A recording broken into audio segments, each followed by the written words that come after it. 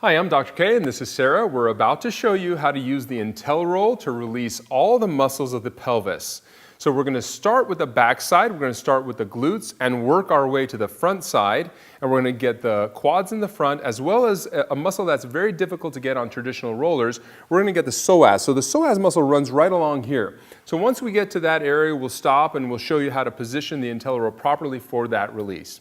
So we're going to start on the glutes. So Sarah's going to go ahead and sit right in the body zone, okay, with both of her knees bent. This is a really, really easy release. All you have to do is just rock back and forth, hand is positioned, so you can get a nice release right on the glutes. For a little extra pressure, all you have to do is bring your ankle across your knee, and that exposes that area a little bit more and gives it a little deeper release.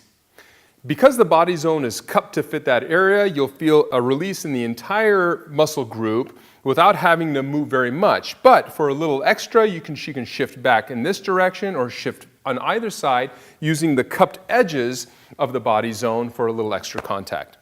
Right from that position, we're going to go to the top of the hip joint. So she's going to drop a leg down, go right onto her side.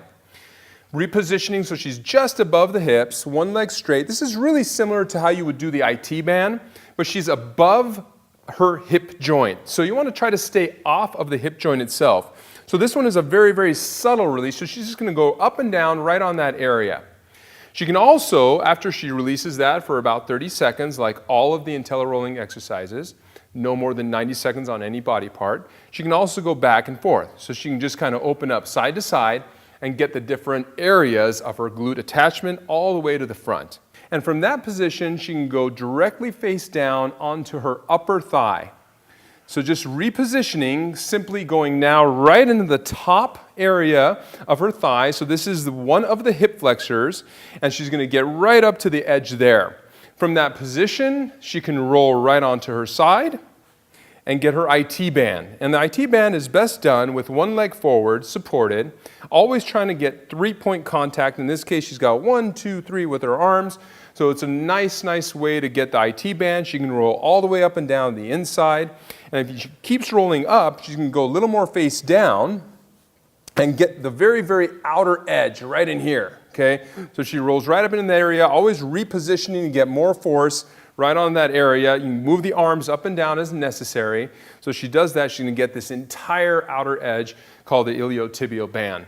So it's really simple to use. You just reposition your body wherever you want to be, centering it to the body zone, which is the cupped area right on the outside edges of the IntelliRoll. We're going to finish by doing the hip flexors, so Sarah coming back up. Now we're going to reposition the outer edge. In this case, we're going to use the right edge to go right up against her left psoas. So it's going to go right at the outer edge. So she's going to go face down on it. And now she's going to be right inside of her pelvic bone. And so she's going to first just relax into that. And like with all of the IntelliRolling exercises, you don't need to start moving a lot. You just find the trigger points and you just lay into them. And that in of itself will release a lot of the knots and trigger points. Once ready, she can move a little bit up and down. Again, it's very, very subtle movements. In fact, the less you move and the more you hold and the deep breathing that you do along with it, the more release you're going to get.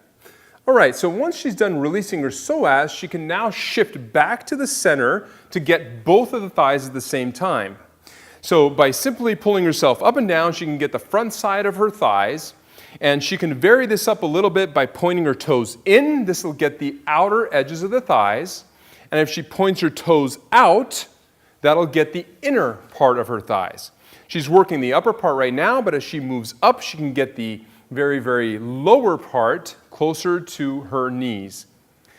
Lastly, we're going to get the groin muscles on the inside. So Sarah's going to shift off of that position onto the inside part of her thigh. Same kind of concept. She's going to roll herself up and down on that area. She can get a little extra control by using the opposite foot to roll right on the inside part of her thigh. Turning her toe out will get that area a little bit better. If she wants to turn her body over, she can get the inside even a little bit more aggressively. And that takes care of all of the pelvic muscles. We've taken care of the glute muscles, we've taken care of the quadriceps, we've taken care of the IT band above the hip joint, we've taken care of the psoas, the groin muscles, and that concludes all the muscles in and around the pelvis.